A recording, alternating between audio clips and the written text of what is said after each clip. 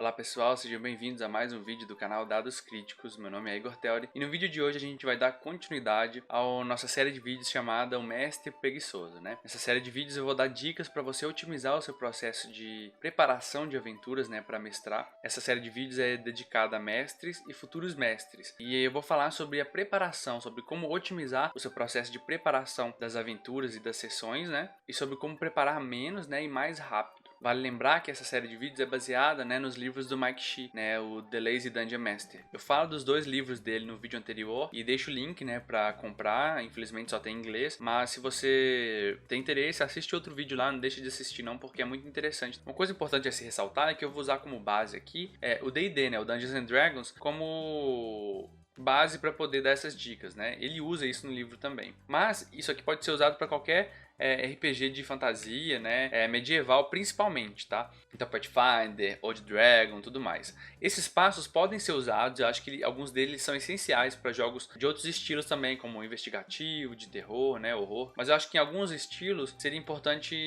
Então eu vou usar esse D&D e esse RPG de fantasia medieval como base para criar as nossas coisas aqui, para dar essas dicas. E no futuro essas particularidades sobre outros estilos de RPG eu posso criar vídeos aí também se vocês tiverem interesse. Tá? No vídeo de hoje o que eu vou fazer vai ser dar os 8 passos gerais, né, que o mestre preguiçoso tem que fazer para preparar aí sua aventura, né, sua campanha e tudo mais. É interessante que esse passo a passo que ele criou serve para preparar uma sessão, mas também serve para preparar uma campanha, né, desde que você expanda essas dicas e esses passos que ele dá, tá? Então eu traduzi aqui e deixei os 8 passos principais aqui, né, que a gente vai usar, e eu vou falar deles numa visão geral. Nos vídeos futuros eu vou aprofundar em cada um deles, né, e vou falar ainda de alguns outros passos que não estão aqui, né, mas que também são importantes. Mas isso aqui é o básico, né? Os livros colocam de forma cronológica, né? Por isso é um passo a passo, né? O que você deve fazer primeiro e ir fazendo em diante, né? Mas ele ressalta, né, que alguns desses passos, se você quiser, você pode pular. Tem alguns que são muito importantes e eu vou falar quais são. Então vamos dar uma visão geral de qual é esse passo a passo, tá? O primeiro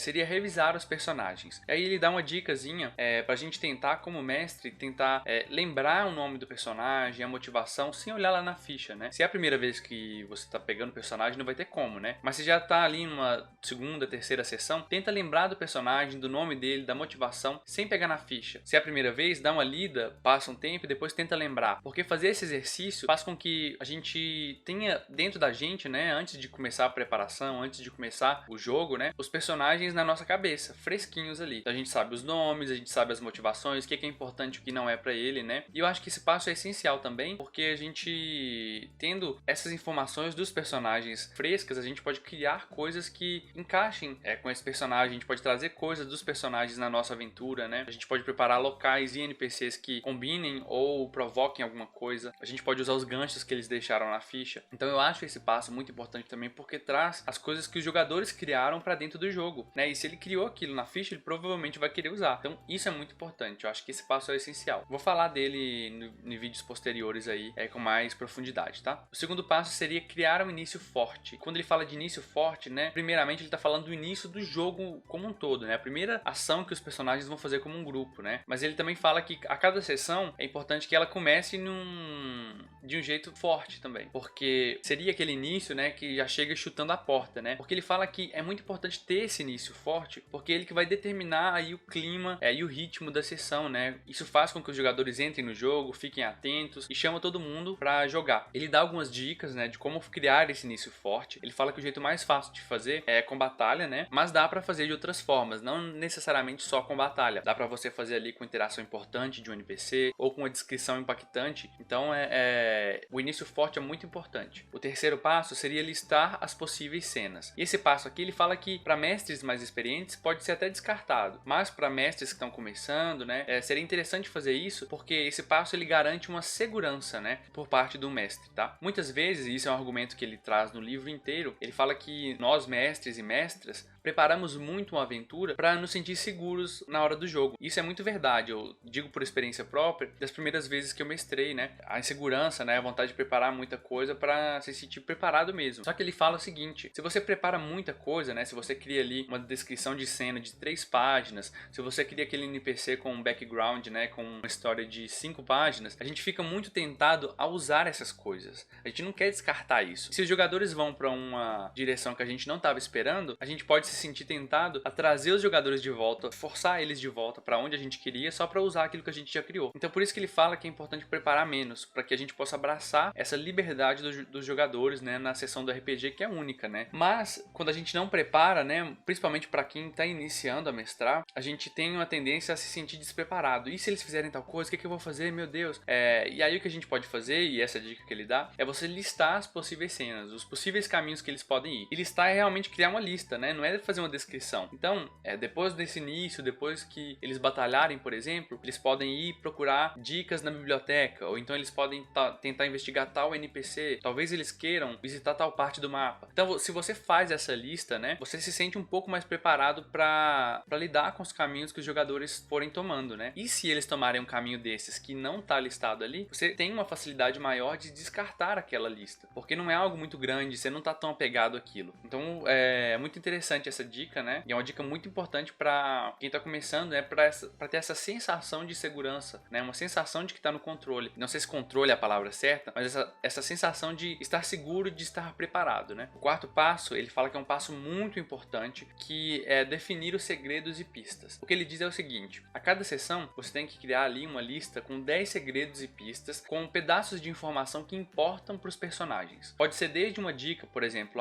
existe uma conspiração com o rei, com o Lorde da Vila ou algo do tipo, mas pode ser pedaços da história do mundo, né? Houve uma guerra há 1000 anos atrás naquela região do mundo. Coisas que importam para os personagens e que vai fazer a história se movimentar. E aí, você como mestre vai soltando essas informações para os jogadores à medida que eles vão fazendo as coisas. E aqui é um ponto que eu discordo dele um pouco, né? Porque ele fala que é interessante deixar essas dicas e segredos, né? Essas pistas e segredos de forma abstrata. Não associar ela necessariamente a um local, a um personagem, a um NPC. Você deixar abstrato porque aí se eles forem para um lado, você dá aquela dica daquele lado. Se eles forem para outro, você dá a dica naquele outro lado. Eu discordo um pouco disso, tá? E quando eu for abordar esse passo individualmente, eu vou falar um pouco disso, porque eu discordo porque isso seria um pouco como manipular a liberdade dos jogadores. Eles vão ter uma sensação de liberdade, mas no fundo eles, independente da direção que eles tomem, você que tá manipulando e dizendo o que eles têm e o que eles não têm. Então, eu uso de outra forma, mas eu acho que isso talvez seja interessante para pessoas que estão iniciando, querem fazer uma aventura mais linear assim, né, que vai em uma direção só. Então, talvez possam ser estilos de mestragem, né? A pessoa vai utilizando isso no começo para ganhar confiança na mestragem e depois vai abrindo mão disso e fazendo da forma que talvez eu faça, né? Eu vou colocar aí para você e você pode pensar também do jeito que você acha melhor, tá? O quinto passo seria criar locais fantásticos, né? E essa dica é muito interessante por conta da imersão. Ele fala o seguinte: se a pessoa tá jogando RPG de fantasia, principalmente, ela quer se sentir num mundo fantasia, ela quer se sentir num mundo de fantasia, ela quer se sentir fora da realidade muitas vezes, ela quer ver aqueles aspectos de fantasia e ela quer explorar aquilo. E o que ele faz, ele dá dicas pra gente criar localizações interessantes para batalhas ou para exploração, ou que vão impactar em algo no jogador, né? Coisas que vão criar imersão e que vão fazer os personagens, à medida que estão explorando o mundo, perceber que aquele mundo é vivo, que aquele mundo tem uma história, que aquele mundo é diferente do mundo que a gente vive. E isso faz aquele interesse em jogar mais, em tentar descobrir, e é muito bacana essa dica também, esse passo, né? O sétimo passo seria escolher monstros relevantes, né? Ele fala o seguinte: depois que a gente criou a nossa história, seria interessante que você pegasse monstros, pegasse desafios que façam sentido para aquela história, que façam sentido naquela região, naquele bioma, monstros que façam sentido pelo que tá acontecendo, né? Para evitar aquele tipo de coisa de que você tá no lugar de gelo, aí do nada aparece um bicho de outro bioma, nada a ver, simplesmente porque precisa de um desafio pro grupo. Então, quando você pensa nisso desde o início, esses monstros relevantes, né? É interessante, porque isso dá mais essa sensação de unidade, de que o mundo é coeso. E aqui ele também vai falar de como balancear encontros, se é necessário balancear ou não, né? Algo que eu costumo nem fazer, tipo assim, eu gosto de colocar um mundo como aberto, eles exploram. Então, eu vou explorar isso aqui, né? Provavelmente essa parte aqui vai levar mais vídeos pra fazer, porque a gente vai abordar mais coisas aí, né? Mas é algo muito importante também. Outra coisa que ele fala nessa parte é que você tem que trazer desafio pros jogadores, né? Então ele fala de como criar esses encontros e batalhas que vão ser desafiantes, né? Que vão ser desafiadoras pros jogadores, né? No caso, pra ter aquela sensação de, putz, eu posso perder tudo aqui nessa batalha, né? Eu posso botar tudo a perder. Isso que faz também o jogo ficar divertido. Fazer os jogadores ter que gerenciar recurso, fazer os jogadores terem que criar uma estratégia para poder passar aquele encontro talvez sem batalha, ou fugir mesmo muitas vezes. Então essa parte é muito interessante também. E como oitavo passo, ele fala pra gente escolher itens mágicos para recompensar os jogadores. Quando ele fala de itens mágicos, né, ele fala que é importante você usar esses itens para contar uma história também. Então que não seja um item simplesmente, o jogador precisa de um item, toma ali um item. Que esse item tenha uma história por trás, que ele conte alguma coisa, né? Ele fala que muitas vezes esses itens podem estar atrelados àqueles segredos e pistas. Então quando ele acha uma espada mágica, por exemplo, aquela espada pode contar sobre aqueles que as criaram, né, de alguma forma, né? Talvez a pessoa faça uma rolagem ali de história, né, e conheça essa informação, então você pode ir entregando as pistas dessa forma também. Mas é interessante isso também, porque dessa forma você vai recompensando os esforços dos jogadores também, né? Quando ele fala de itens mágicos aqui, eu entendo como tesouro no geral.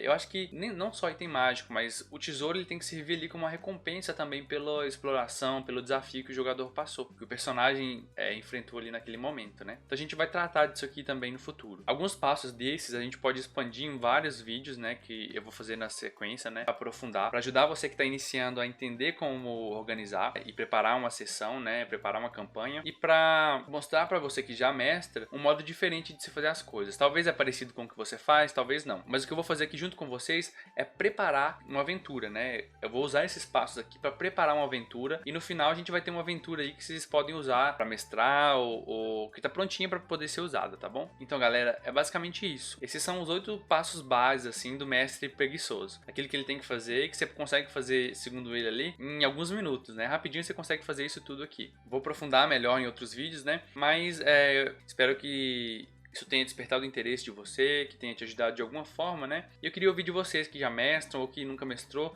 e tem interesse de mestrar. O que você acha desses passos? Escreve aí na descrição, né? O que você faz de igual, o que você faz de diferente, né? Porque isso é um espaço também pra gente discutir técnicas de mestragem, né? Pô, eu faço de uma forma parecida, ou então eu faço de uma forma completamente oposta, eu discordo disso e discordo daquilo. É importante também não tomar isso aqui como regra escrita em pedra, né? Então aqui é só um dos modos de fazer e não existe certo e errado. Espero que vocês tenham gostado. Vou deixar outros 2 vídeos na tela aí pra você assistir, né? Tem vários vídeos interessantes aí no canal, dá uma olhada aí. Não se esqueça de se inscrever também se você tem interesse nesse tipo de conteúdo. E até os próximos vídeos.